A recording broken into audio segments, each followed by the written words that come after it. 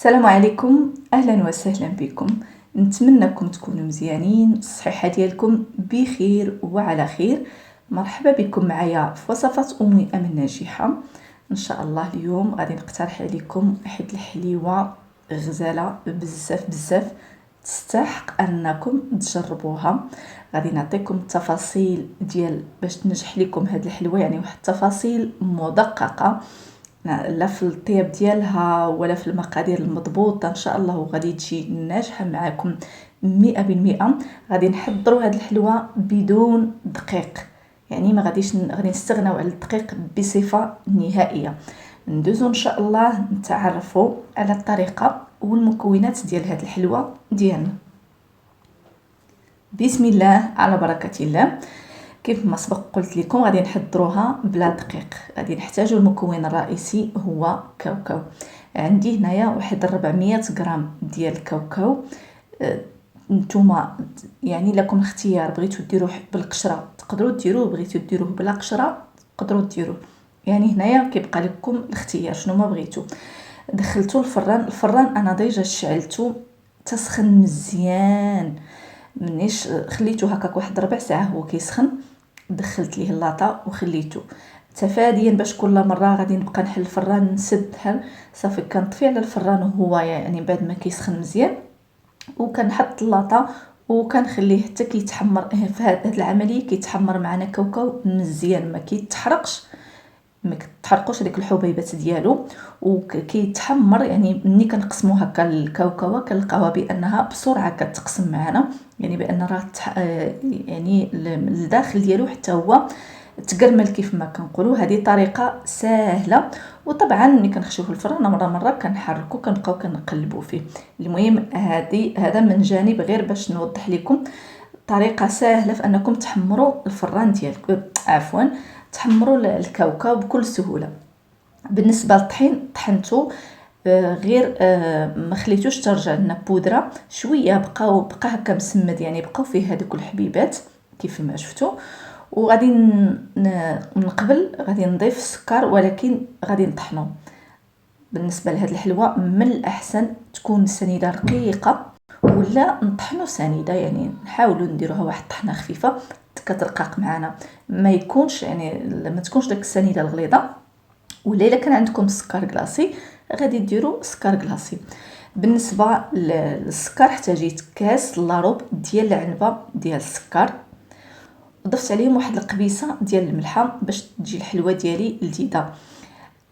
ما غاديش نديروا السكر بزاف لان مازال غادي نفندوها كيف ما شفتوا في سكر كلاصي. يعني من الاحسن باش ما تجيكمش حلوه بزاف ديروا غير كاس لاروب ديال السكر سنيده.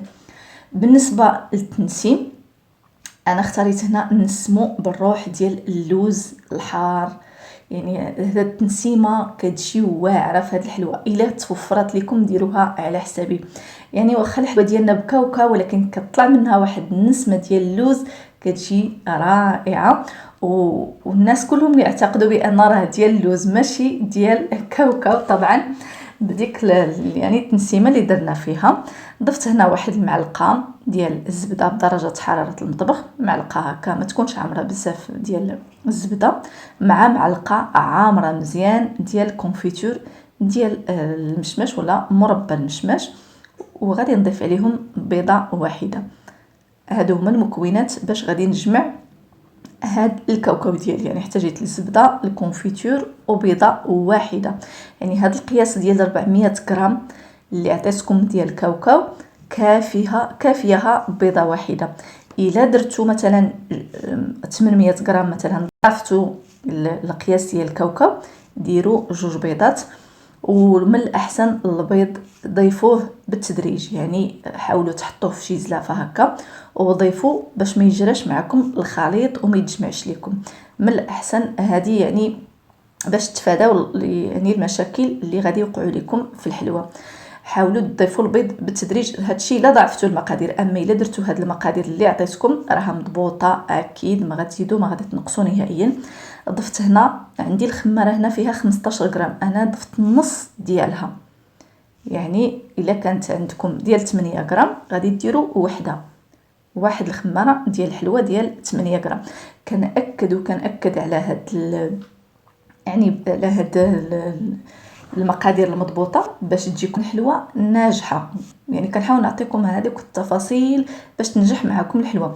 يعني الا كثرتوا السكر تقدر انها تجيكم حلوه، الا كثرتوا الخميره وخصوصا دابا الحال يعني سخون غادي تسيح لكم بزاف بزاف. يعني من الاحسن ديروا هذا القياس باش تجيكم الحلوى ديالكم هي هذيك.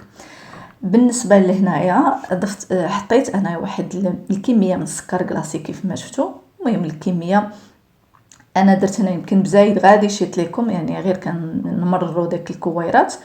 المهم ديروا شويه ديال السكر كلاصي هكا في شي اناء واستعنوا بشويه ديال الماء وبداو كتكوروا هاد الكاوكاو ديالكم. المهم الكورات من الاحسن ديروهم هنايا صغيورين، يعني ما ديروهمش كبار لان الحجم ديالهم كيتضاعف فاش كنديروهم في الفران يعني الحلوى كتسيح.